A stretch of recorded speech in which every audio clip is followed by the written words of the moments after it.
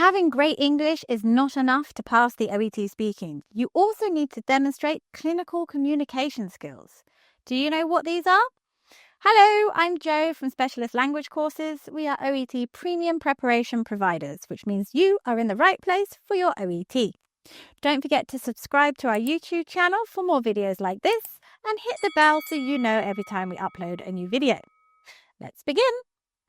So the second set of criteria for the OET Speaking is the clinical communication criteria, which includes relationship building, understanding and incorporating the patient's perspective, providing structure, information gathering, and information giving.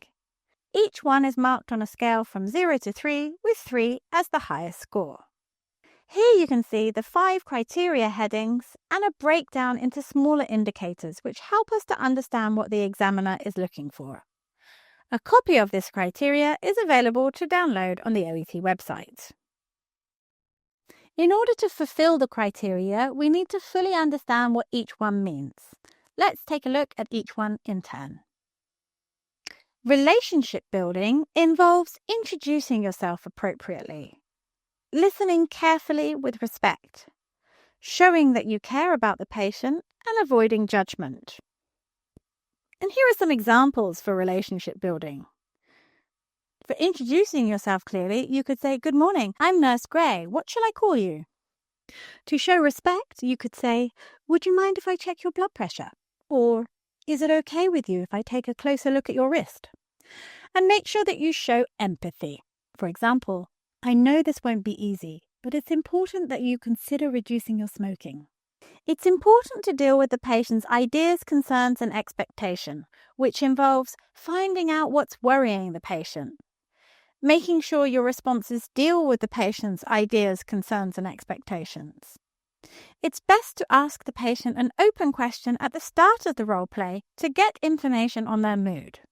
"So, Matthew, what brings you here today?"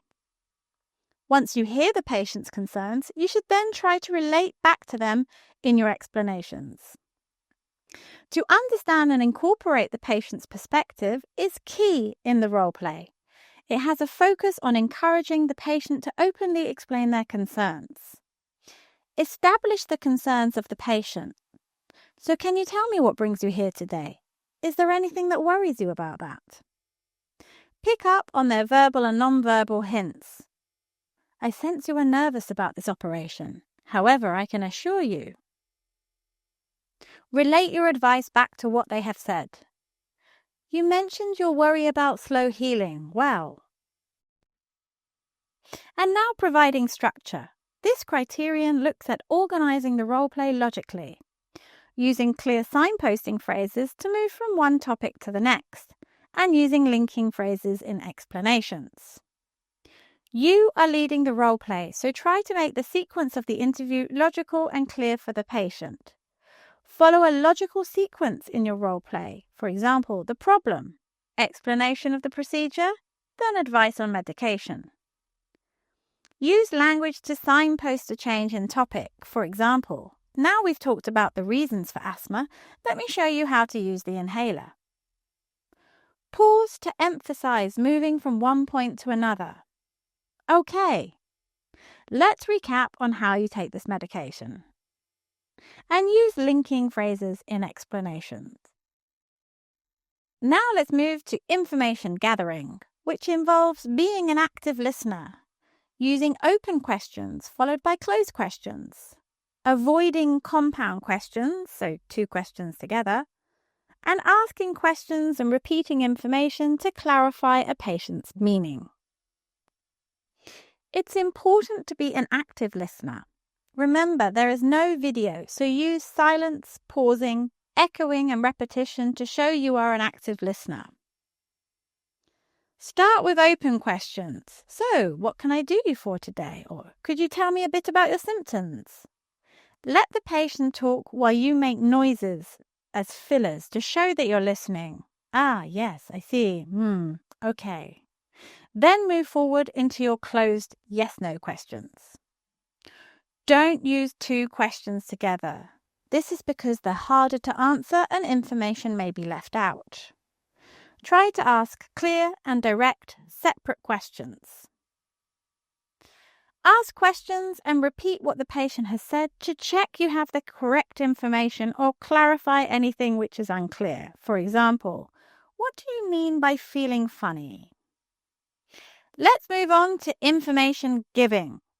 So first of all, you might find out what the patient knows first about a medical condition. So can you tell me what you already know about eczema? Then, as you give the patient information, pause and check every now and then to chunk the information into manageable amounts, saying things like, "Is that okay?" And then check for further questions. So that was how to reduce the inflammation. Is there anything else you'd like to ask me?